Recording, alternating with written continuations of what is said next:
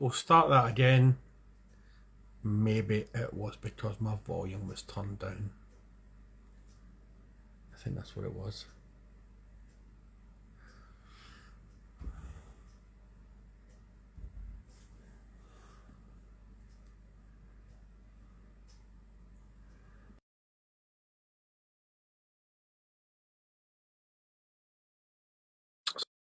So we'll try that again. I think I may have figured out what the problem was, and it was me.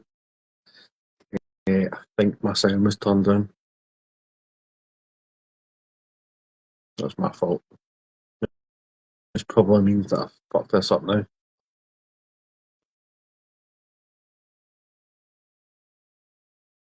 I'm such an idiot. Should have checked that.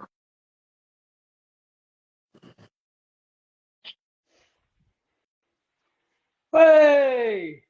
So yeah, sorry about that, Dave. I actually had my volume turned down there, and I thought I didn't realise. I didn't think to check that. That's So I apologise for that. Sorry, mate. It's all right. I was grateful for the respite anyway because I just had a message from the wife. I'm currently preparing dinner, see, and one of the neighbours has asked if he can borrow a reciprocating saw, a hammer, a pry bar, and I was like, oh yeah, perfect time. I've got loads of time, so I sorted that in the intervening moments. That's good, man. Thanks very much for joining us, Dave. It's been a long time waiting to try and get you on. And as Warpy said, the Prince Charming of Warhammer 40k, as they say. I'll, Uh, big, I'll take that. big shout out to Casey. It's his 47th birthday today. So he's away getting jelly deals and some buttons, doing some old Cockney rhyming swag and all that sort of jazz, apparently. He might join us later on. Happy So days. best way, may as well just jump straight into it, Dave. So usually the first question that we ask everybody, just to get it over and done with, is what was the first Warhammer figure you painted and what got you into the hobby? And how old were you? Oh, well, I'll have been 11, probably. Year 7 at school for the English, or British, if it works like that. Yeah, a lad in my school in year 7 just had some figures, persuaded me to check out this Warhammer thing. And my first ever miniature that I remember painting myself, like single figure, was remember the metal Black Templars Marshal Yeah. with the axe rebreather? Mm-hmm. That one. Yeah, and I got that whilst visiting some family friends down south. Ooh, south of the border. And do you still have that figure kicking about your gaff, or is he No, long lost? man. Unfortunately, I don't have anything from childhood really. It all got sold to fund a trip to Australia, which was All right, well cool. worth selling most of my back catalogue. But yeah, um,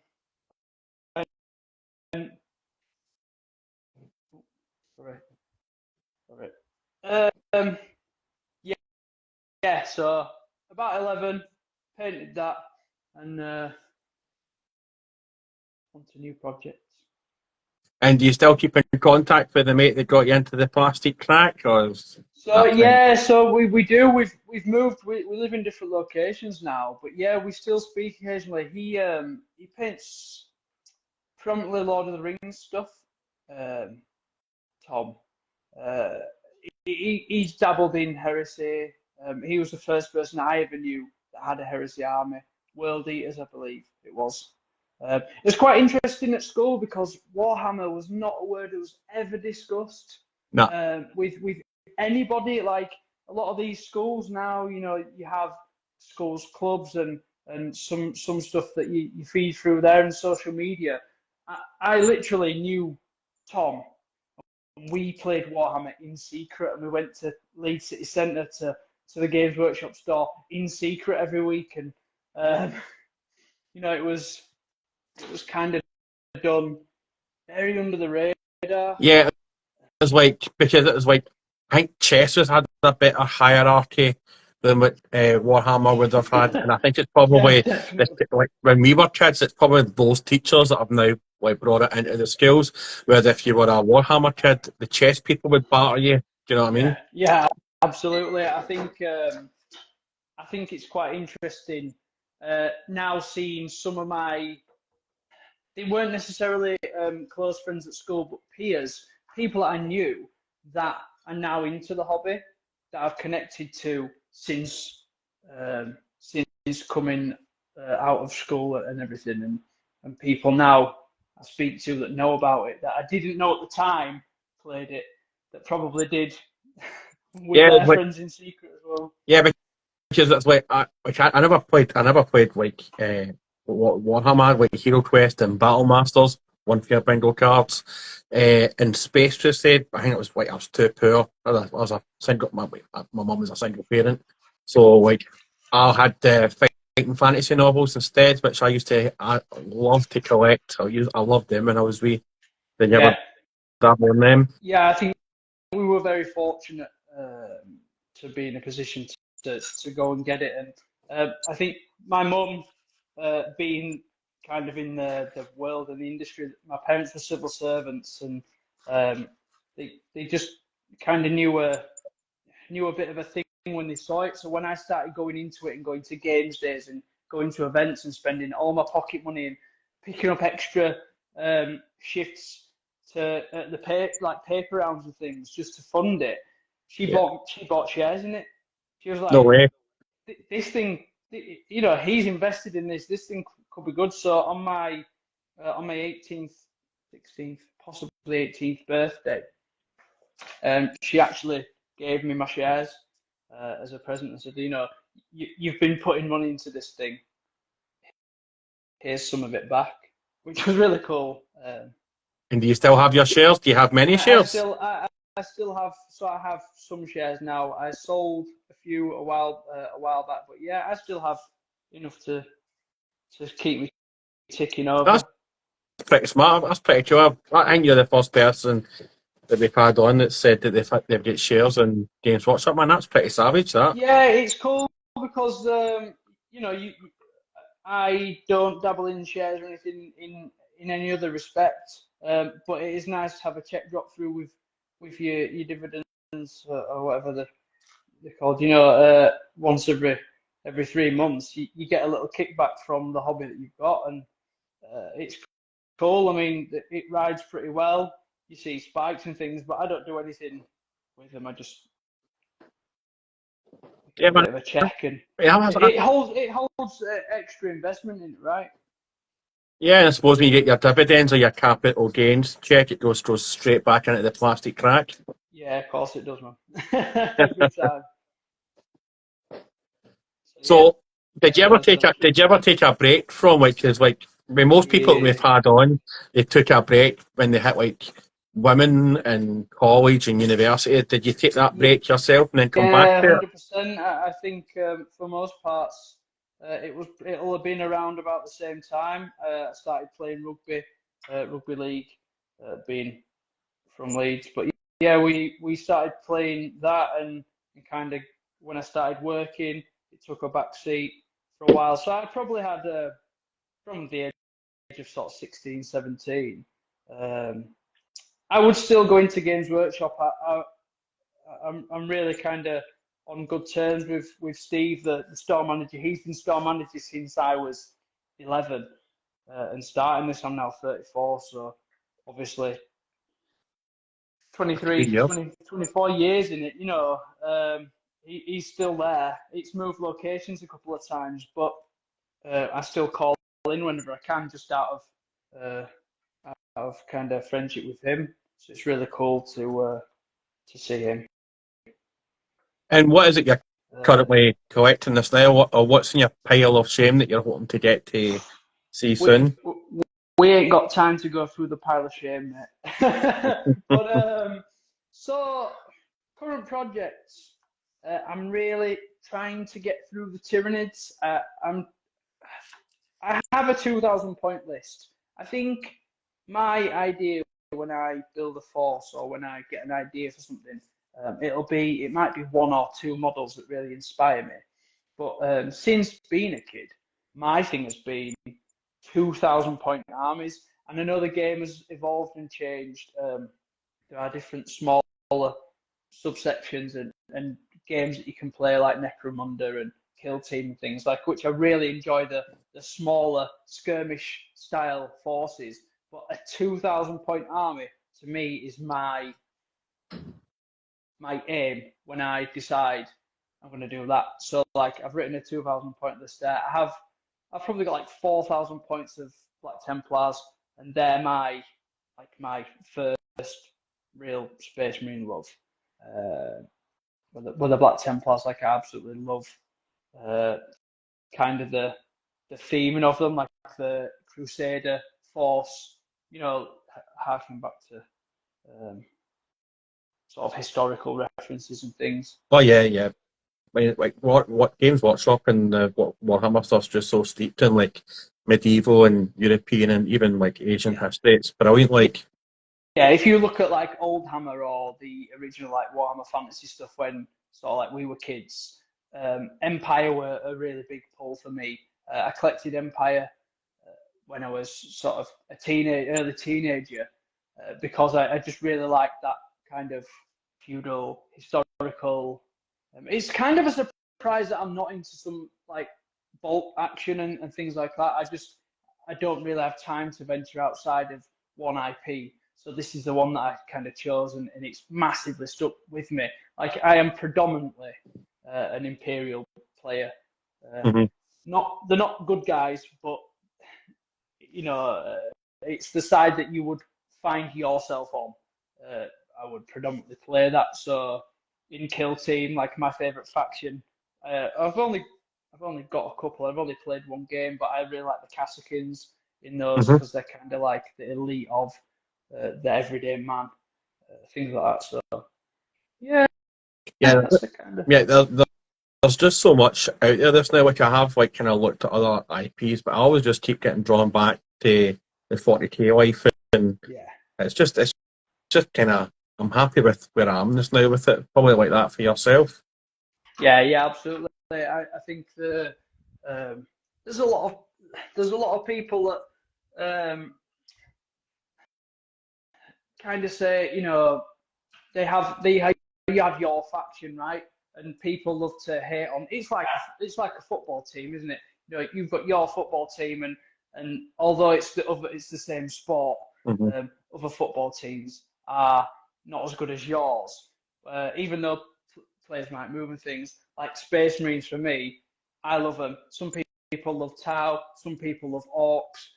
That's their thing. For me, I'm not a massive gamer. I've only played I've played 3 games of 10th on one day in a tournament, and so it's the collecting and the painting. Like a lot of people crap on GW for not supporting their faction, but I mean it's massive. Like you can't constantly have new Space Marines. You can't constantly have new Tyranids. You can't always have those new things. But I'm really, really happy with collecting the ones that I like, and I paint those. Sometimes I paint them and I sell them. Sometimes I paint them and they just sit on my shelf. Like I'm happy either way. Like I'm the same way that myself. Like I'm battling myself just now trying to come up with a Draenei scheme because I've always liked the Draenites. I just love their lore, and it's like that kind of stuff. That's what draws me towards the 3 armies that I'm building. Like I've got a Death Star army, just love that like mankiness, and I've got a Necro army, just love like the undead. You know what I mean? When the Necron stuff came out, I absolutely loved it. I thought it was fantastic. That's something that I'd never really looked at until 9th. And I really, really liked those. So I built up a small force of them. And 2 seconds. Yeah.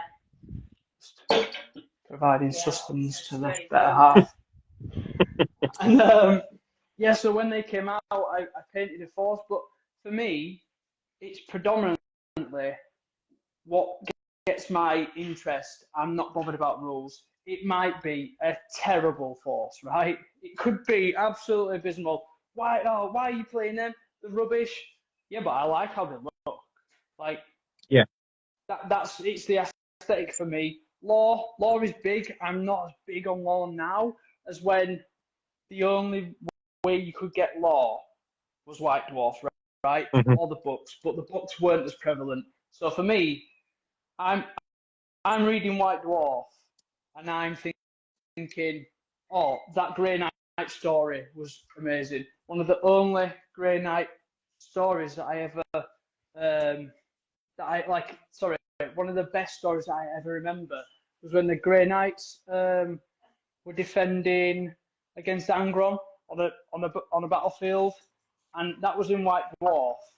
I must have read that story 10, 20 times. 100 Grey Knights fight Angron, Demon Primarch. The first time really that we'd ever heard of a Demon Primarch, or that I'd personally heard of a Demon Primarch. And I'm thinking, that battle is so cool. Like now, I read books, but I don't get to read as much, unfortunately. But yeah, like I don't know if you collected White Dwarf and read those stories, but they were fantastic. Yeah, like I only get into Warhammer. Like I'm a big Star Wars fan, and I only get into Warhammer really because I read a bad Star Wars book years ago, and I was down in Dublin, and I seen this thing called the Horus Heresy, and I was like, oh, that looks kind of interesting, Space Marines, and that's what attracted me to it. And then I started collecting the Horus Heresy books, and then just before lockdown, I got a voucher, and I've been coming on with the wife about like starting to collect the models and that. And can I remember painting like the Hero Quest and the Space Odyssey stuff when I was younger, and making a mess on my mum's floors, just spilling paint everywhere and getting high off the fumes. And Yeah, Humbrol oh, paints and enamels and stuff. it was worse than sniffing a marker pen. You know what I mean? I think I ruined my mum's carpet a bit, like my room carpet. I think at one point my carpet was just covered in paint, and then I just started collecting the miniatures then. But I think, harking back to what you were saying a minute ago, people do give out about Games Workshop and all, they don't update this, they don't update that, but they give you so much stuff like spearheads and weapons and sometimes chest or backpacks that you can actually make up your own Marines. You know what I mean? Yeah, and the YouTube is a fantastic kind of source material for things like conversions and stuff. You know, like one of the most recent ones that I can think was the big rocket launcher Nerf Marines, right? And loads of people kind of crapped on them, but that's it doesn't bother me. But you look at things like Pete the Wargamer, you know, like he does conversion videos and things like. There are ways of making things your own. If you don't like a certain aesthetic, you don't have to have the. Yeah, exactly. Like I built a Death Guard Marine about a year ago, and I kind of revisited them. I put them in Dettol and repainted them, and it's basically the legs of a raptor, the body of a Death Guard, a backpack of a Chaos Marine, and the head of a Grey Knight. And then I cut off a horn from a spare head that I had and just whacked it on the Grey Knight's helmet. And it works, do you know what I mean? Like, that's the gist. I mean, Especially with something like Nurgle, where there is a model for each thing, but there's actually no set mhm. rule on what it looks like. Yeah, You know, you have that out of the box, but someone might say, well, that's not how it's shown in box art and things. But yeah, but it looks. It's how I want it to look. yeah. You know, people love Kitbash is brilliant. But going back to the thing you were saying about the Grey Knights, I had a nice little Grey Knight force a few years ago, and it'd be something that I'd really like to revisit. But I was absolutely gutted when the whole range didn't get like the. I didn't necessarily want it to get the primarisification, but the scale increase Hmm. would have been brilliant, because once you've painted Primaris for a year, 2 years, 3 years, however long Ninth had been out, I don't have a desire to go back to small Marines. Yeah. Uh, for my personal projects, some people love Firstborn, some people love that scale, but it just doesn't transfer over readily. You know, for me, in my immersion, if they'd have been re-released, I'd have had a force for them, 100%. I reckon we're going to get that maybe next year. I think everybody's going to get a rebrand, like whenever we're going to get new custodies and stuff. I think it's only a matter of time before the Grey Knights get a few, like Yeah, maybe the Paladins stuff like and. the Inquisition or the Servants of the Inquisition or something like it could tie in with that. I'm not sure because they had the opportunity to do it when they redid, was it Castle and Crow? Or whoever. Yep. They redid a character, wasn't it, Castle and Crow with Mm-hmm. the sword? They had the opportunity there to do it because like even the Terminators are smaller now. The Grey Knight Terminator is smaller in stature than a Primaris Marine in general, which I think is a shame. You know, you could kit bash for sure because it is, but you're pulling a lot of kind of bits together there. But yeah, I love the lore. Like people that read the books, I'm still now, like I said, 23, 24 years into it. I'm still now being introduced, like the guys from the Brushakers Club. When I listened to their podcast originally, they love the books that I've never read. You know, when you're looking at absolute mind blank. The what are they called? Not snipers. The Cadians. Oh yeah, yeah. I know what you're Gone. talking about. Completely gone. Yep. But yeah. Oh, come on. Someone in the comments must know what I'm talking about.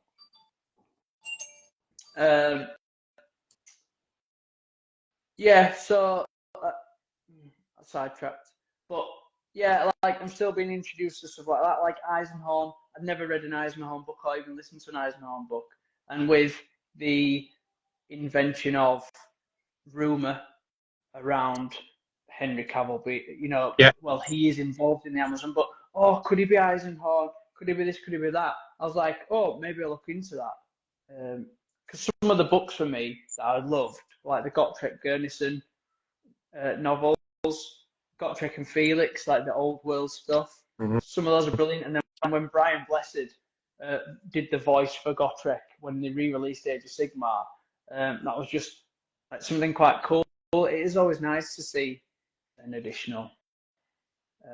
I mean, Brian Blessed is just the voice that could pretty much do anything theatrical, and you would just be totally immersed in his voice. Like, Yeah, he absolutely embodies the voice that you would yeah. expect a dwarf to have. Mm-hmm. That big booming. So yeah, really good stuff like that. Like I'm intrigued to see what comes next. Yeah, I mean, as like what is going to happen with Warhammer, like for Prime, it's going to be interesting in what they do because there's so much they could take from it, and I think everybody's got their ideas and stuff, obviously. Like, but I think for me, if you're going to go down the Inquisition route, it would have to be maybe a Space Marine turning up at the end of the episode or something to keep you interested for season 2, Yeah, because they are rare, like they are rare. So to have them from the get go, like, because it's something that you hear about, isn't it, in the lore, like in the books, like nobody sees a Space Marine, but we all know about Space Marines. But I get the it should be from the everyday man perspective, but for me it shouldn't. Like there's 1,000 Space Marines in a chapter, and there are thousands of chapters. There are hundreds of thousands of Space Marines, and yes, it's worldwide. But do you know what people love is big stupid Space Marines. Nobody's watching the Halo series or playing Halo to be the guy over there. You want to be Master Chief. You know, in Gears of War, you don't want to be the grunt. You want to be the guys at the front, the big guys. You know, Yeah. I think just 2 seconds, mate. Sorry. I think centralize it on. Make this the second company of the Ultramarines. Everyone knows the Ultramarines. Yes, it's boring because it's the Ultra Smurfs, etc. But do you know what? Ultramarines sell. Yeah. That's why they're the poster boys. Ultramarines sell. They do well. Oh, Bilbo's over there. That's Bilbo, everybody. And if you look at it, it had to be somebody as well. So be it Blood Angels or the Iron Fists or the Ultra Smurfs, it had to be somebody. Do you know what I mean? Like to be the poster boy. If you go to the general layman or woman that knows anything about that, Dante is an amazing character, right? He's really cool. Look at the Blood Angels. You can bring Dante, Mephisto. You know, you can bring characters together. You could have two factions, but people say, oh, he wants to be a Custodes, he wants to be a Custodian Guard. He doesn't have to be in it. Like, you're not focusing necessarily on him. He's a producer, executive producer, whatever. You can bring some fantastic actors that have done voice acting in Space Marine or Space Marine 2. People are playing the game Space Marine and Space Marine 2 on Xbox, PC. You're playing as an Ultramarine. You're playing as Captain Titus or whatever. He's going Sergeant or whatever in these new ones because it's a Space Marine, and you don't have to have hundreds of thousands of people. They can be a squad of 5 guys, and that is amazing to see. And you can demonstrate how fantastic they are in the universe. Oh, 100%. Yeah. But I mean, that's the good thing about this announcement is it's going to be everybody's going to be guessing about how it's going to be and what it's going to be. But until we see that first trailer or we start seeing scene pictures being released, we just don't know, and that's the beauty of it as well. I've seen people posting, like, not to get into like a debate about AI and things, but there are accounts out there that post like AI, what Warhammer would look like if AI did a film, stills and things, and like some of the stuff is fantastic. Kind of gives me like Riddick feels. If you think of like the film Riddick and the soldiers in that, like a legion of 1,000 soldiers, like that's still a lot of guys to have on screen, even 100. You think of the Black Templars, Hell's Reach, one of the best books that I've ever read. Fantastic. And if you listen to the audio book or you listen to the YouTube audio, excuse me, that's 100 Marines with hundreds of thousands of defenders of a hive city. What a film! I mean, there's just so much out there. But I predominantly read the Horus Heresy books until they were done, and then I put out in my Instagram what I should read next, and it was either Eisenhorn or the other Inquisitor. What's his name? I don't know if Cal Jericho's. I don't know what he is. I can't remember the other big Inquisitor that's out there, but I put on a poll who should I read, and whatever one it was, I ended up downloading the other one's books and started reading it. And I was waiting for ages, going, when's this guy going to turn up? And it turned out I'd actually downloaded. Kane, is it Fab? No. Oh, Caiaphas Kane, yeah. Caiaphas Kane was it? And I was like, when's this Caiaphas Kane turn up? It's like, it's turned out it's Eisenhorn.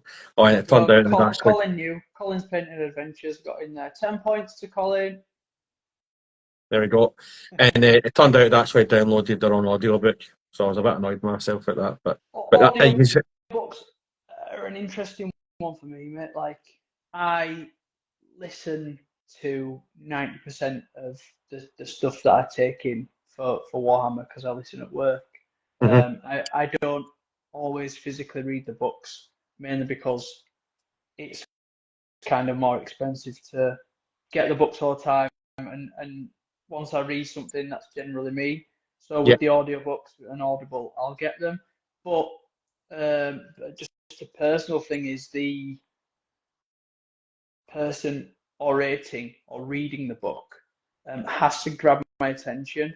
And I was told by several people, oh, you need to read The Devastation of Baal, or The Devastation of Baal is fantastic. Personally, do not get along with the person reading the audiobook. I don't like their interpretation of voices. And that and that just grates on me, and that might be something that other people doesn't bother them. But I was really disappointed that I didn't like that book because of how much it had been kind of Bobbed up. bigged up to me. And Yeah, that should have been the thing, where somebody goes, oh, you need to watch this, it's such a good show. And because they put it to such a high regard, when you finally watch, you go, this is shite. Like, yeah. why are you raving about this? Films and theatre productions and things that we do outside of the hobby can be the same. Mm-hmm. We on a side note, but a similar theme, we went away to New York about 7 or 8 years ago, and we thought we're going to go to the West End. We're going to go to Broadway. I'm going to watch The Lion King. Now, Lion King is personally, I loved the film as a child, but it had been bigged up and bigged up and bigged up that much that when we saw it, we were kind of expecting more. Yeah. And it was fantastic, but it didn't fill us with that, wow, bloody hell, it was brilliant.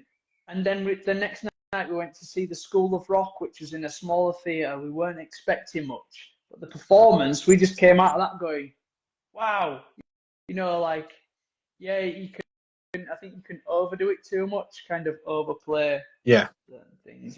And it's different personal choice, isn't it?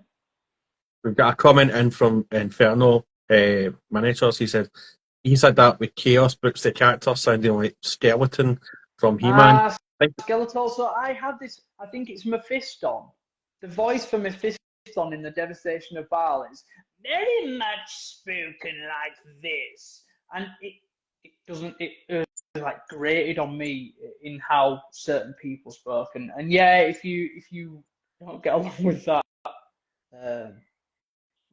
voice or that voice acting, but then again, certain voices in everyday life that you don't. Oh, there you go. Inferno Miniatures was saying it could possibly be a similar narrator that's done some of these books. You look at like the Horus Heresy one, Jonathan Keeble does a heck of a lot of those books, and I personally love like his style of narration.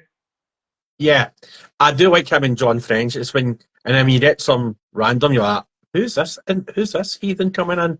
But just quickly on the whole Skeletor from He-Man thing, right?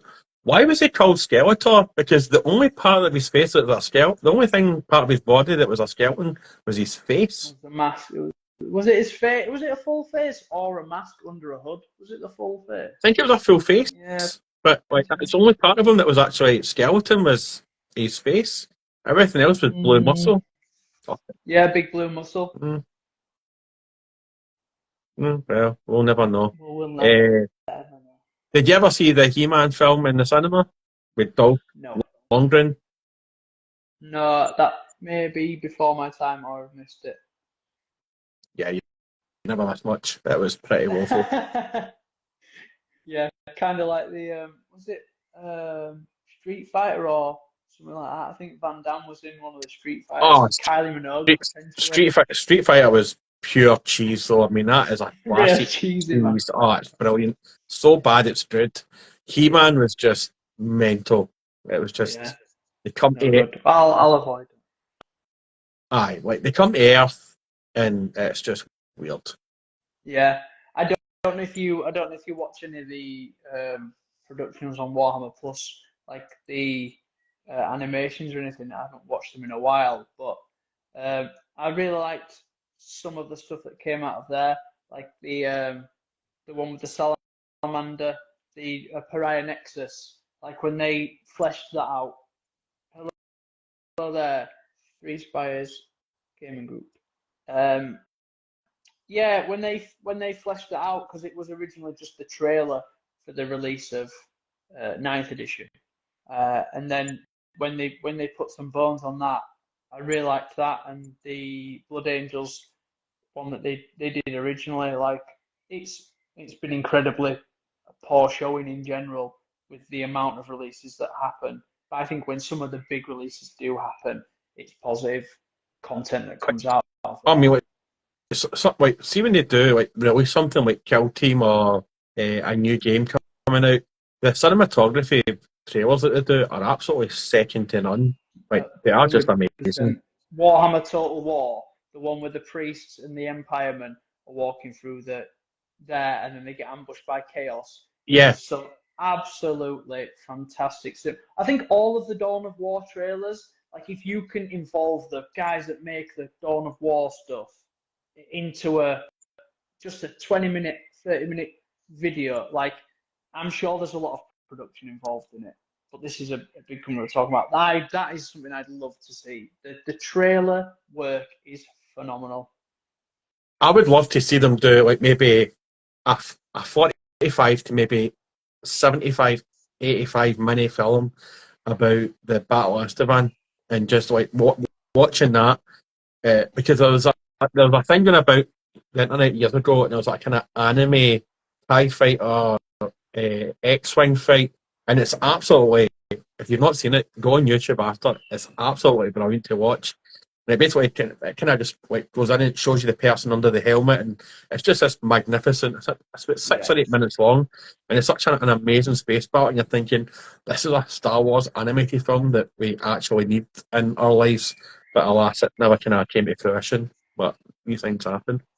Yeah, absolutely. So I'm just let's go off topic a wee bit because we like to get to know more about the guest and more about yourself. So, what is it you do for a living? Because in some of your videos, it shows you with your hard hat on, with your wee screwdriver, and then you fast forward, and then you're sitting there with your game table and licking your brush. What Yeah, is it you they're do for really yourself? fun then. Yeah, I really enjoy those. It's just time dependent when I work. So I'm an electrician uh, by trade. That's what I do.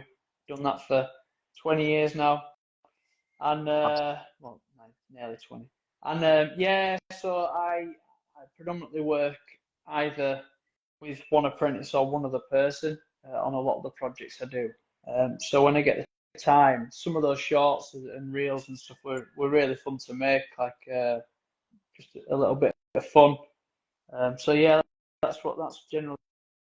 and do your apprentices or that do they know about your secret track addiction? Most people at work, we've only got a small team. There's a team of about 15 of us, and pretty much everybody knows because we work away a lot. I've worked away for the last 9 months, so we share a house generally. 2 to 3 of us will share a house. So what I hobby, I paint at night. I talk to friends on Discord and things like I have conversations with guys. I used to jump in before Sam decided he wanted to become a house developer. He used to do regular lives, so I jump Yeah, on there with him or speak to guys like Ben from First Rank Fire and things like that. Just have conversation with friends and hang out. So I used to be very closeted with what I did. And then I think you get to like, for me, I was probably about 30, and I just said, do you know what? I don't need any more friends, or I don't need people to think I'm cool or not cool. And do you know what? The reception's been fantastic. Like, friends that I've got that are good, close friends to us encourage it or speak, or people say, oh, my boss does that. They've got an Instagram account. Or my friend, oh yeah, is that thing that you did when I was at school and my friends did it? There are more of us out yeah. there than you know. But yeah, people at work know what I do, and I couldn't care less if they don't agree with it. Everyone's got their thing, and I'm not going to tell you that go and watch football or you that go race motorbikes on a weekend. That's something I don't do. That's not as cool as what I do because I really love it. And you said that you've got a wife. Does she indulge in the Hates dark it. arts of painting, or does she not? Absolutely hates it. Wishes it did not exist. Even if I paint something, sell it, We get money for it, and then we go on holiday from it. Hates it. Yeah. And some things will never ever change, and that is an absolute guarantee. That'll never change, and Yeah. whatever.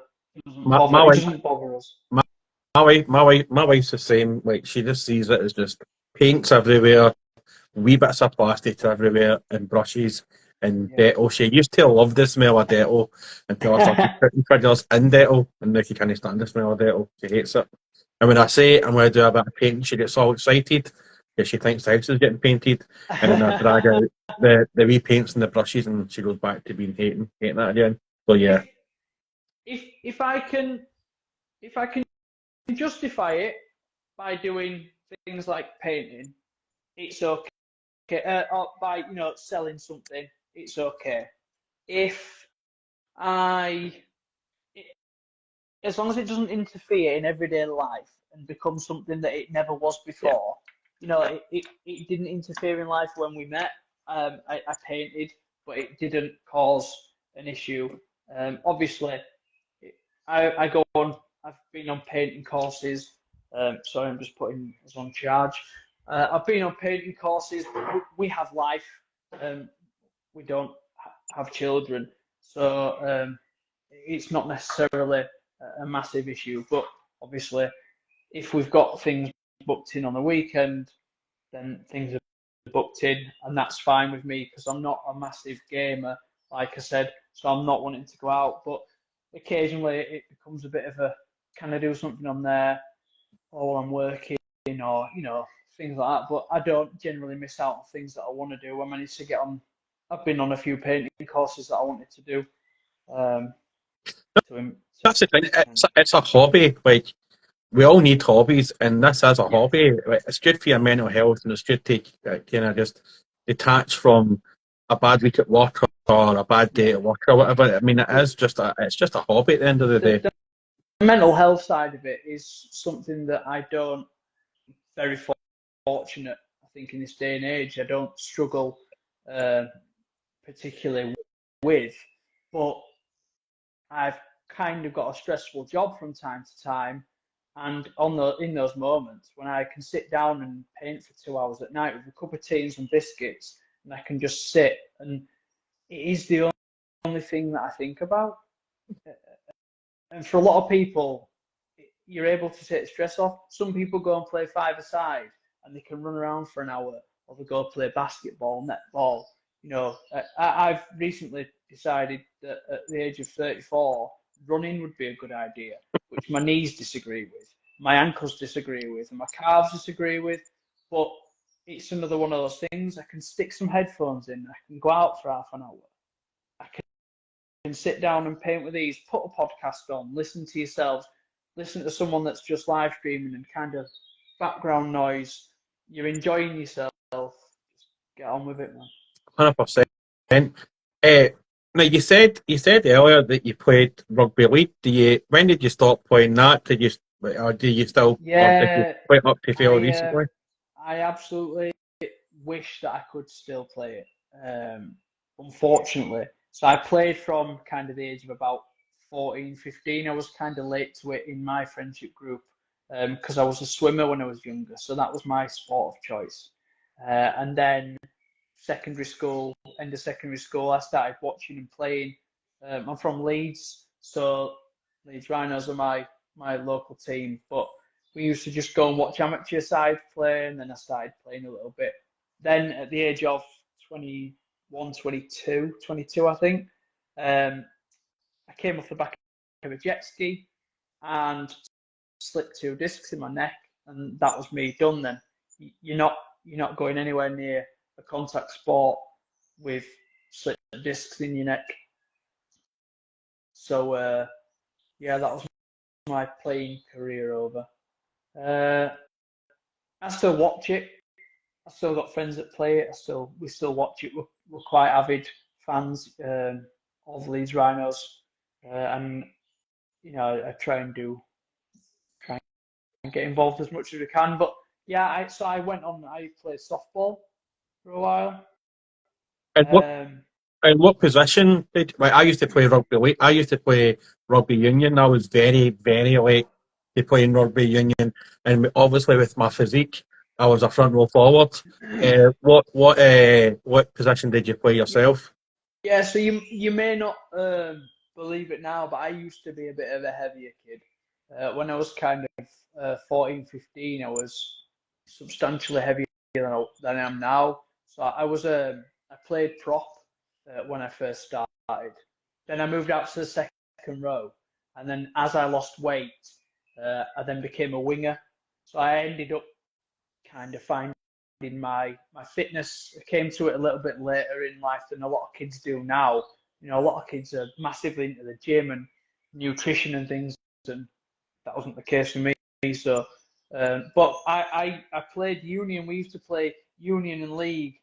In one would be a summer league, one would be a winter league. So we would Yeah, switch. So I would just drop in at flanker in union because you don't need any specific skills other than kind of just rocking over yeah. and get stuck in when you can. So yeah, it's quite a good position to drop in. So yeah, it was really cool because we had friends that played both codes, and we would play.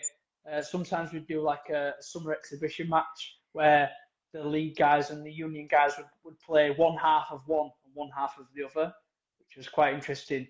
And the league guys would never ever win because rugby union boys are just big boys. Yeah. And like I was, as I say, I was very late.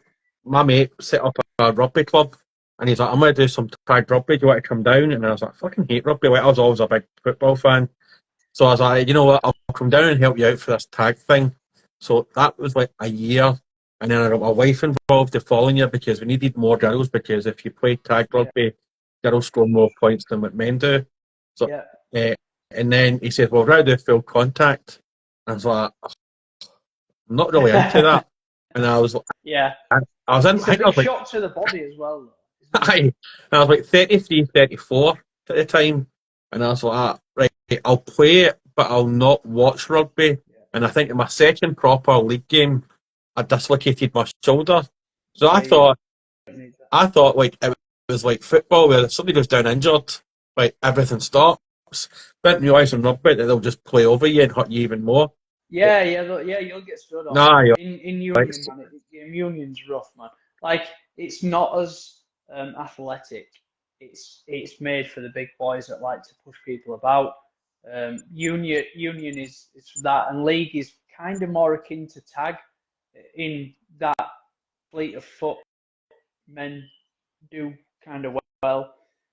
Just pausing that conversation for a sec, just replying to Penge, or Penge's better half.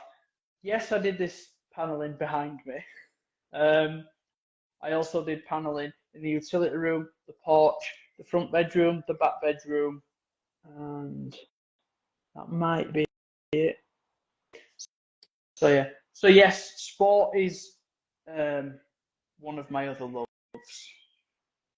and you still do you go to any rugby league matches Yeah, during the we summer? go. Um, it's not a brag, but I run a half marathon, which is something for me personally I never thought I would say I did. And when I decided to start going for a run last September, I wouldn't have thought that I would have done it. But we ran.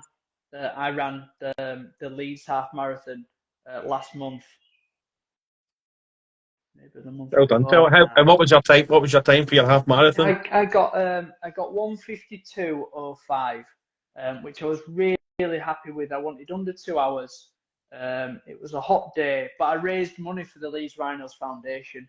I raised £600 for Leeds Rhinos Foundation because they are really invested in bringing the sport of rugby league to the community. So they do lots of community stuff. My wife, she was involved in Leeds Rhinos, uh, teaching kind of summer camps and stuff like that when she was just out of school and stuff. And yeah, so we keep up to it. You know, we've had some very sad news this week that Rob Burrow has Yeah, passed away.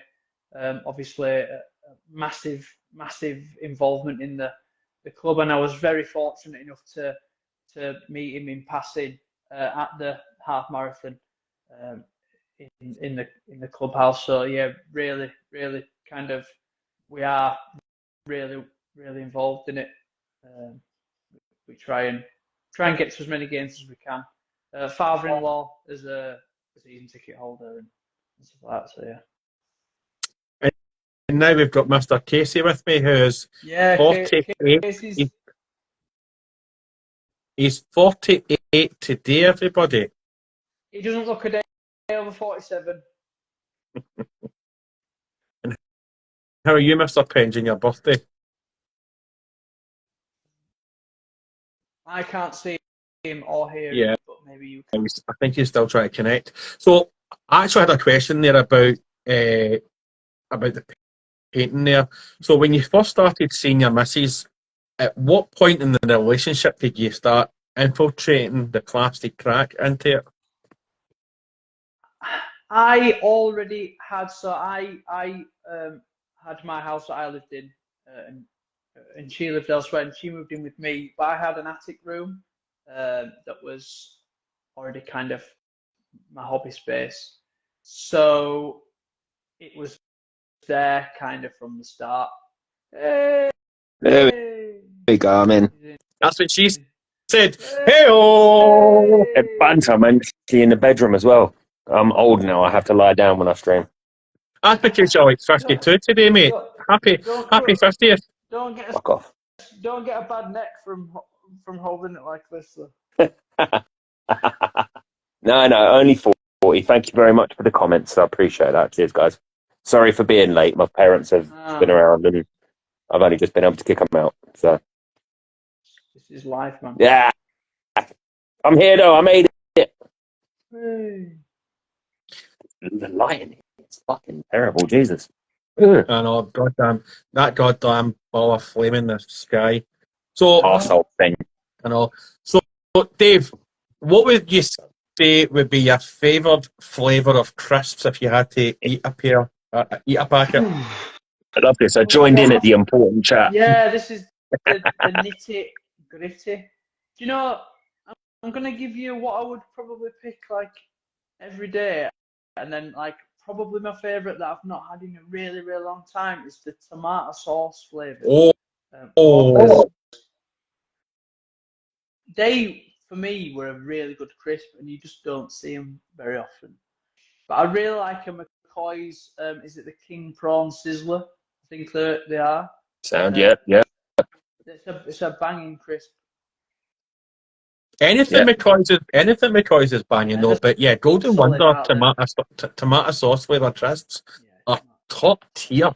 Yeah, tomato sauce. Walker's did one with Heinz as well for a long time. They were always pretty good. The Walker's ones were good, really good. Sound good choices. Yeah, good choice, Dave. What about yourself? Oh, I'm a fat cunt. I'll eat anything. I'll eat anything. Apart from discos, my wife loves discos. I fucking hate discos. Discos are great. What are you on? Yeah, but they've got the salt and vinegar discos, a strong salt and vinegar, man. Yeah. Like a square. A square's a great salt and vinegar flavour as well. Yeah, squares are good. Discos are shite. It's just like eating cardboard. Discos are how you know every now and again if you've got the smallest cut in your mouth or gum, because if you feel it and your whole face just implodes. If you want a crisp that will give you small cuts to your mouth and gums, Co-op, salt and vinegar, Co-op own brand, they'll smash your face right in, but they're really good crisps. I'm here for that. Right. So you've had your crisp. What is your beverage of choice to wash them down with? Are you a Coke or Pepsi guy, or are we going something else? Yeah, I used to be a Pepsi Max man for years. Coke Zero has it for me. Not Diet Coke. Nah. Diet Coke's too fizzy. I can't do Diet Coke. It tastes. It's more fizz than wet. It's weird. Yeah. It's a weird drink. But yeah. And then when you actually do drink it, it just tastes of water as opposed to Coke. Yeah, very much. At least with Mac. I had to get some recently because there were no other options, and I was just like, nah. But I don't consume much alcohol. I'm not teetotal, but it's very rare that I drink. So the conversation of a beer and things, I don't have preferences. We occasionally participate in a gin and tonic. We've got about 30 or 40 gins, which is like the Christmas thing when we get a G&T. But yeah, I like a fizzy drink. Okay. Yeah. Would you be a pint gin man, though? Pint gin or normal gin? Yeah, I like a flavour, not necessarily a floral. I like a zesty lemony gin or something like that. But predominantly, it matters what tonic you put it with. If you get a terrible tonic water, I'm not a massive fan of Indian tonic water, but there's some really good flavoured tonic waters knocking about. I've If you heard put that. a good elderflower tonic water with a nice lemony gin, we're in. I have to say, I've dabbled in gin and tonic. It's not for me, but I have dabbled in it. One of my mates was a big I Hendrix personally drinker. believe that could. No, I wouldn't go Hendrix, and it's probably generic Indian tonic water or a light tonic water. And that was my first experience of it. I was like, no, not at all, because if you get a plain or a less well flavored to your palate gin, like a Hendrix is quite a strong flavor of gin, but Yeah. just of gin. Whereas I like the girly drinks. Right. We normally ask a fry-up question, but I'm going to jump in with a brand new one, Dunk. I think we need to. I've got a brand new one, and this just came to mind because obviously I usually host in my kitchen, so food is always quite a prevalent conversation. But because I'm looking currently at my shoes, this is a good one. I think. Are you predominantly a Nike person or an Adidas person or something else? That's a good one. We were talking earlier about how I'd discovered that I quite enjoy running. Mm. And for years, I've worn Nike trainers probably as the predominant shoe of choice. Yeah. I like a Samba. I like That's an it. Adidas Samba. But the shoe that I mainly wear, so I probably wear my Nike Gore-Tex most of the time. Although I've just bought a pair of Adidas Terex Oh yeah. walking shoes, Mm. and they're kind of like they're a casual walking shoe. And then I probably couldn't pick between either of them. So, I'm not bothered, but I wouldn't wear a Nike sock with an Adidas shoe, and vice versa. Oh, yeah, And that's like it's a bit of heresy, isn't it? You can't have both on at the absolutely, same time. can't have that. I've got a friend that wears predominantly like Adidas everything, and he would lose his absolute head if you did that. But yeah, I wear a variety of things. Like I've got Under Armour shoes for the gym. I'm running a pair of Brooks running shoes. But yeah, I've got a mixture of Nike. I've probably got even Nike to Adidas in what I possess. Yeah. I think it's a good line of conversation. Like we were going to have a guest on a little while ago that's big into his shoes, and I was looking forward to grilling him. So I just thought, you know what, let's mix it up. Let's get a brand new one in there. Because how often do you think, like, for years, I'd have Nike stuff as like a kid growing up. It was just Nike, South London thing. And then as I've gotten older, I've sort of mellowed into Adidas, and it's like, hang on, when did I become exclusive? When did I change my advertising deal, sort of thing? So. I think like the era of the Air Max 95 and stuff like that, mid 90s, Air Max is a shoe that I've personally never owned, and I regret, and I do at some point aspire to own a pair. I mean, it's not a difficult thing to do, but yeah, I've never bought any, but I would like to at some point. But I think they were huge, and I think that was a point probably when Nike were way bigger. Yeah. I think the thing that helped Nike as well was the football adverts. Right, and also we've got 26 seconds left, so we're going to pause it there. and we'll start Yeah, a okay. new. We'll start a new one. Just as you actually get me in properly. Yeah, here. Yeah, Right, so start again, fresh. sees for part two, folks, in less than a minute. Oh, that's too.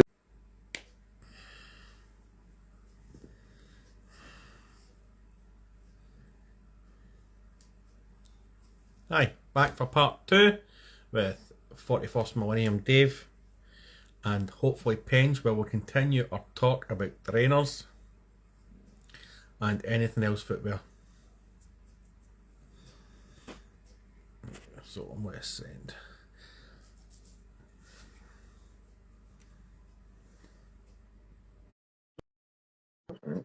Okay, able to join. Accept. I'm accepting yours now, Dave. Hopefully, we'll get you in. There you go. I can now see you. I couldn't see you for the first video. I can now see. I mean, I can you hear me? now see you. I can hear you as well now. I've actually turned my volume up. Is that your natural colour? Is it? Yeah, the silver fox. No, well, There we go. I started going grey. I'm not just talking about myself, Casey. I was asked, is this my natural colour? I started going grey at about the age of kind of like 15, 16. And guys at work would obviously take the mick. Being in the building trade, everyone would, how old are you? Blah, blah. He's had a big paper round. So I just fermented it for years.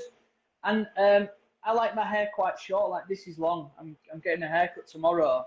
And just having to dye it every 2 weeks was costing a fortune. And when I was 28, I just said, I'm not doing it anymore. And now, I mean, it's only 6 years ago, but looking at photos of me without grey hair now is absolutely alien. Yeah. It's pretty funny, but yeah. So yeah, it's my natural colour. I've been slowly going grey since I was like 16, and it was only like the odd strand here or there. And I think in recent years it's starting to catch up with me. But I had an uncle who was completely grey by the time he was 18, and he was just like, yeah, fuck it, I'll own it. And Yeah, mine came on real quick. No escaping it. but yeah, it looks good on some people. That's the thing. So it's not a bad think thing.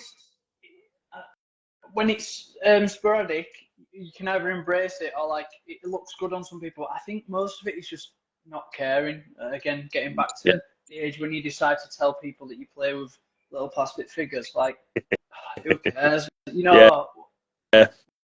It's like I've got a bald patch at the top of my head, so I just decided in January that I was going to start shaving my head, just because maybe, but you know what I mean. And the wife said as long as I grew my beard, because she wanted some sort of hair up there, so I didn't look like a thumb. So yeah, I'm happy. I need Now you look like an upside down head though. Yeah. That's the problem. an upside down head. Yeah, you remember that? You remember that? The chin people, was it an SMTV or something? Yes. Or one? That might have been on SMTV. Yeah. That was all weird. Yeah, I remember that. Yeah, I've got, hair is one of the things, unfortunately, kind of similar to height, that we have no natural control over, right? You can do certain things. You can put a hair system on. You can dye it. You can wear a mop on your head if you want. You can wear a baseball cap every day. Like, for all things, if you are prepared to embrace it, it's kind of as Gokwan would say, it's all about the confidence. Right? If you don't care what he thinks over there about you shaving your head or going bald or going grey, stuff him. I grow my face and hair out again. Like you say, it's just I don't care. It's just like, you know what? It gets to the point where I start looking like a tramp and I have to shave it off. But then I just reset every couple of months. I can get through that stage. For me, the only person that's allowed comment and that's comment matters is Mrs. 41st Millennium, and she is not a fan of the beard. I love the beard. I've only really grown it out kind of big once, but when I did grow it, I'd not posted for ages, and I posted a picture of myself, and I got some good comments and feedback. Like, oh yeah, the beard looks good, etc., etc. Some people just rock it for that many years. That's you now. You know, you have a beard. This is long stubble for me. This is long for me. But we've got a wedding tomorrow, so I've just not had a haircut and not really shaved for a few days because of wedding. Who has a wedding on a Thursday? That's a shite day to have a People wedding. do now. People do No comment. now. Like, we've got a wedding coming up and it's on a fucking Wednesday. It's like, They need to be shot, because that is a terrible day for a wedding. It's people do okay. it's cheaper, isn't it? because I had holiday, so we've taken Friday off. We're going to have a long weekend. We're going to go up to Northumberland, up to Beadnell, and have a weekend away with the dogs after that. So, yeah, we've taken Thursday and Friday off. I'm going to do that. But yeah, the original thought was Thursday. But, yeah, like Casey says, quite a lot of people are doing it now. Circumstances, I guess. Yeah, I had a mate years ago who got married on a Friday, and that was like a weird thing back then. Now I'm talking, this is like 10 years ago maybe. He got married on a Friday, and it was like, okay, fair enough. At least we got the weekend, Yeah. so we can get absolutely smashed on a Friday, and we ain't got to worry too much on a Saturday. But fucking Wednesday, Yeah, That's 3 days. That's 3 days off work. Like, that's Yeah, holidays. you're not going back to work on a Friday or a Thursday.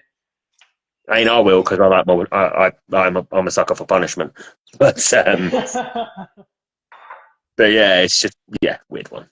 I think it's just a general trend. Like, some homemade crumble and a nice cup of tea to the better half. So what kind of tea is it? Oh well, good question. don't tell anyone. This is Tetley's, not Yorkshire. Oh, heresy! Hey, So you're going back onto your trainer question, right? Yeah. I just buy the cheapest trainers I can find. So if there's Nike on sale, I'll buy a cheap pair of Nike. I'm actually sporting some Under Armour to the like 30 quid in sports today. But see the missus. Oh, she has about 30,000 pairs of trainers. Yeah. Yeah, I could open that cupboard behind me with the missus's shoes I in like it. I like the trainers. We kind of buy each other trainers and stuff when they're predominantly on sale. But my wife's lucky enough to have a small enough shoe that she can get kid sizes. So it's always this is better value, man. I'm sorry if I upset anyone about this in the chat, but I was having a little bit of a whinge earlier about this because my girlfriend's lost loads of weight in the last 2 years, and I'm really proud of her. But today she was looking at like kids' t-shirts for my son, and she picked one up and was like, "Oh, I can fit in this," and it was like a size 9 to 10 kids shirt, and I'm like, "Fuck off, fuck off." I am fat and old, and I can just about fit in a medium now. And you're wandering around like, I can fit in kids' clothes. Like, fuck off. Wait a minute here. I think the last time I fitted in a medium, I was like 12. No, probably about 17 when I joined the army. I recently got a t-shirt, and there's now more X's on it than there was 2 years ago. No, they're not X's, they're kisses, as my mate says. They're kisses, they're not X's. Well, I'm going to sound like an absolute douche now, but I'm currently the lightest and smallest in frame that I've been since I was 14. And so I am now wearing size small in. Fuck you as well. Right, so Dave, it's been great chatting to you, Dave. Yeah. We won't be putting this on YouTube. You can fuck right off. Well, the 41st millennium dickhead. Yeah. Nah. But I heard earlier what you were saying, and that's a massive achievement, man. So if you looked at photos of me when I was kind of like 18, 19, recognize like the person that I am now, but that was just I just kind of really enjoy that side, and I really like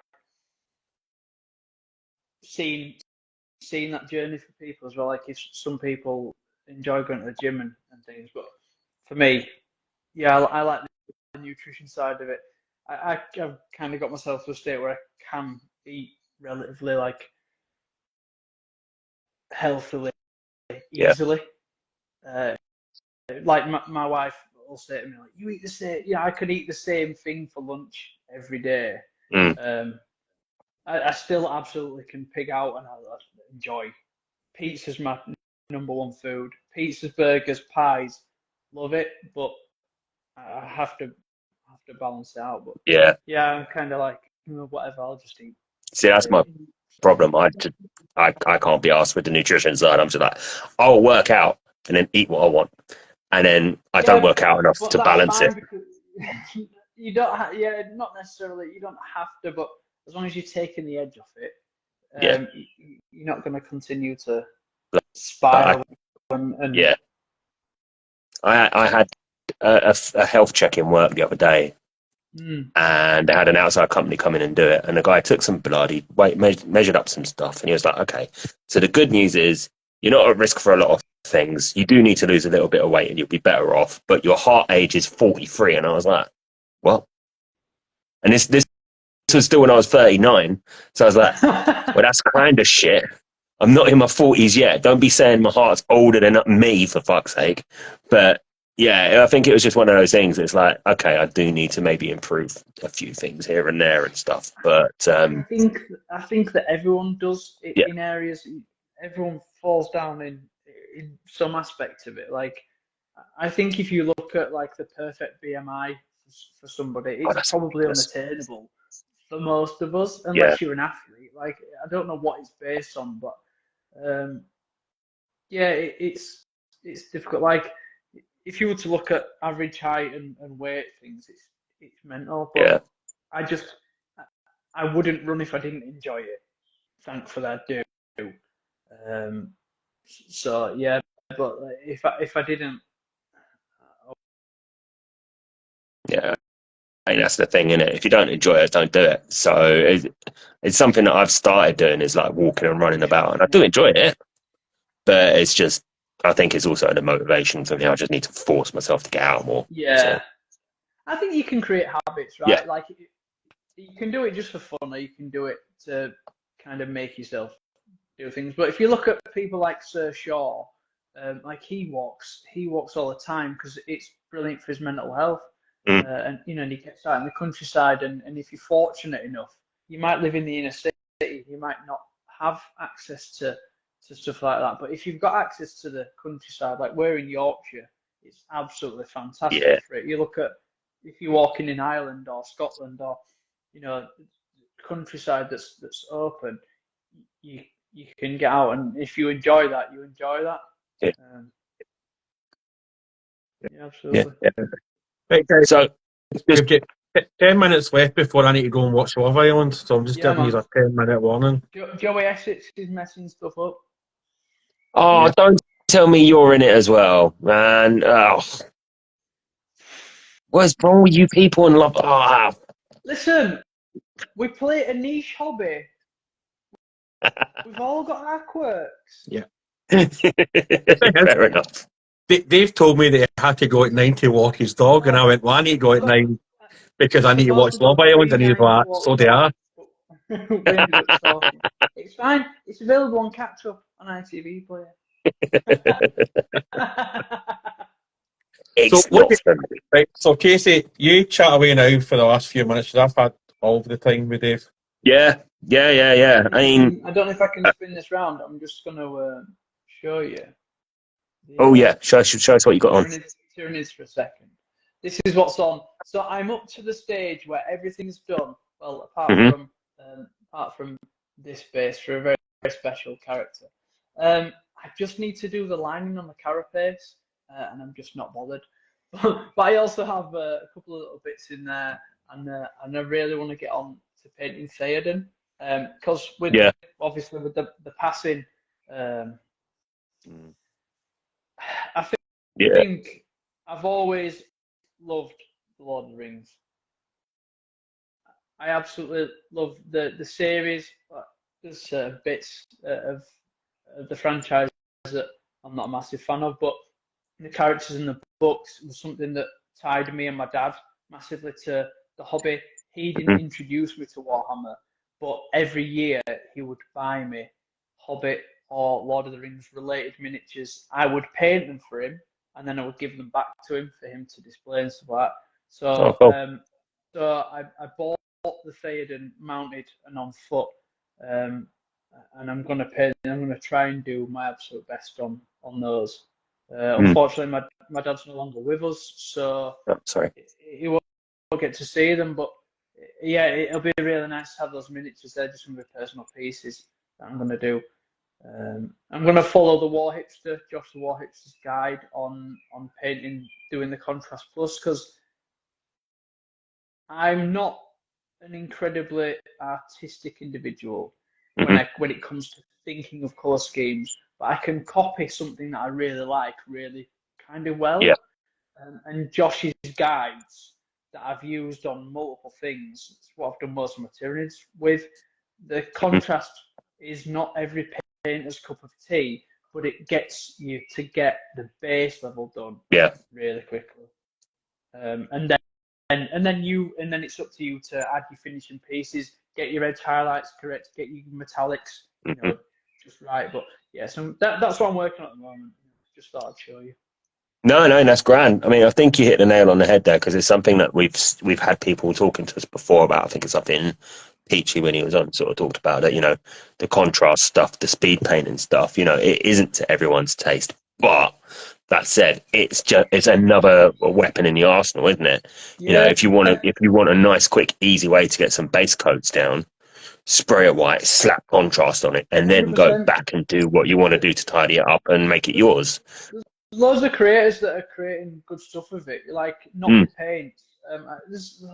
Sometimes you mention people that you don't necessarily interact with, or you just stare in the background, and there might be 100,000 of us that follow one account, and there might be 10 people that follow one account. Like, it's really difficult to mention people, but just people that stick in my mind, that use contrast paints quite a lot, and it is really interesting to see what people can do with them, because we're not all fortunate enough to be able to paint tons of different armies, but to have access to something, if you want to get it, it looks all right. It passes the 3 foot rule, right? Yeah. You put that down on the table. I'm not winning Golden Demons with this army, but it looks good enough for me, for me and you to look at. I think it's all right like that. No, I agree with you entirely, because I've dabbled in some Lord of the Rings stuff recently as well, with some Uruk-hai. And I must have watched about 20 different tutorials to do it, and everything was coming up with different ways of doing the skin. And I sat there for like half an hour one day just looking at pictures of them in the film. Burgundy brown, yeah, isn't it? yeah. And some were either going too red or too brown. It was like, hang on, what are you doing? So I just sat there one night and I mixed up a load of different brown and reds together until I got something that I liked going on, and just did that. And I think you're right. I'm not the most artistic of persons, but when you've got something that you can use as either a frame of reference, like a tutorial, like a picture or something, and you think, right, how can I make that right for me?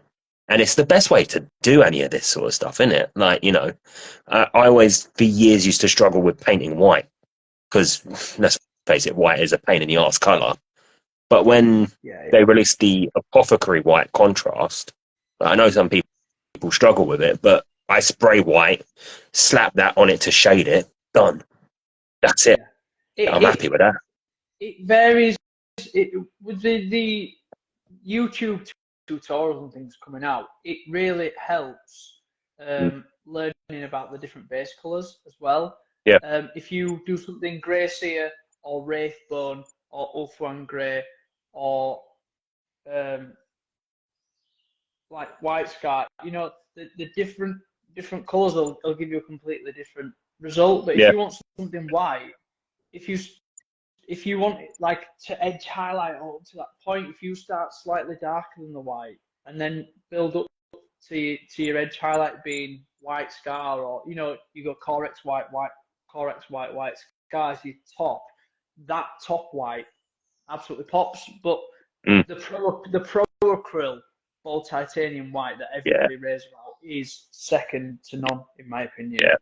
It covers black. Like I can spray Black Templars, Chaos Black, and it'll do a shoulder pad in 2 coats. No other white's doing that fresh out the bottle. No. I actually sort of picked some up. I picked some up for Christmas, and yeah, it's just made again. Like I say, I do my white spray, which I use the Color Forge white. Yeah. So that's an amazing spray. Apothecary white. It dry brush it in the Pro Acryl. Yeah. Perfect. It's that's it. It's done. And I think it's just a case of if more people. I know there's a level of comfortability sometimes that comes along with certain products, but if you dip your toe in the water of other things, you're just expanding yourself. It's one of the rare times that I have gone away. I'm Citadel. Look at that. Yeah, I did see that. I have Yeah, my Citadel colours there, and then on the reverse of that, I've got technical. I've got another set of things. I've got technicals and washes and stuff. But other than stepping outside of that is my comfort zone. I've been using them for, although they've changed, but I've been using those. I know those names and things like that, and it's just a comfort thing. But then you get something like Pro Acryl and you go like, wow, what else can they do? You know, you look at Louise and Savage Orc guy, like she's bringing out a range. They're not my personal color palette that I want. I don't want the really bright stuff, but obviously they're a trusted enough brand that somebody that we all know in the hobby is going with them. Or look at Duncan Rhodes's. They're his own brand, but they're based off Citadel. Everyone says, oh, it's the tri-rate, you know, the tri-system, 3 colours. Well, GW's done that for years. You want red, you go Mephiston, Evil Sons, you could go Troll Slayer Orange, or you could go Wild Rider Red. But, I know, because I've been doing it for bloody years, that's my 3 colours for blue, that's my 3 colours from red, that's my 3 colours for yellow. And that just works for me. But some people swear by Vallejo, some people swear by this. Dunk still wishes that he could get his Humbrol paints out. Smelly Humbrol as well, the old school ones. Yeah, I mean, I'm missing that high and just spilling paint and getting battered off my mum. Get the white spirit out to clean it. Get high off that as well. Yeah, man. Hey guys, it's fast approaching the time where we need to go and watch. We need to go and watch Love Island, Dave. Dave, we'd love to have you back on later on in the year if you're definitely up for it. And maybe Casey will actually attend when he's not eating 49th birthday cake. Yeah, I'll actually be there for the whole thing this time. So better late than never, mate. Yeah, there you go. So for anybody that's watching who doesn't follow you, where can they find you, and is there anything you want to shout out about? Yeah, predominantly Instagram. If you message me, I'll message you back. I don't get that many interactions. The damn algorithm. Maybe it's just me, but that's all of us. If you, I think it comes in peaks and flows. I've got a selection of people that I speak to quite regularly. You know, some of us in groups and things like that, and it's fantastic. But if there's questions about painting, ask me. Some of my shorts, I give examples. Like I've done just a little bits on the Tyranids and things like the stuff on there. If there's anything you've got a question, give me a shout. But yeah, Instagram. I've got a blog, but I don't put much on there. But you can find it through my Instagram as well. I update it. But yeah, if we've got any questions about electrician work, we can hit you up about that as well. Yeah, I'll just message me. I'll just come and do it. I can't pay you, but I am not paying you per the mile to come to fucking Donegal. Nice. Okay. Try. Yeah, Dave. Yeah, no. Thanks for coming on again. Bench, thanks for turning up as well. Folks, we are back on next Wednesday with Queen of Wedges, and that's something I meant to actually ask you about. We never got on to it. Well, mention it when he comes on about the short stories and things that we've gone back and forth about. But yeah, if you look on my Instagram, you can see some examples of the work. I've got a custom chapter, Blood Angel Successor. We wrote came up with a few ideas back and forth. Really, really easy, nice, and great to work with. to get a nice little short story. But he was a bit of a diva, you said, privately. I didn't say that. Right, Words in my Paul. mouth. Right, get on to Love Island. Don't you love England, Casey? Come on, you know you watch Joy Essex, your cousin. Is he not your cousin? Fuck off. Right, Paul. Same haircut. I can't say that more patriotic. See you later Cheers. on. Bye. Bye. Hey, Luke.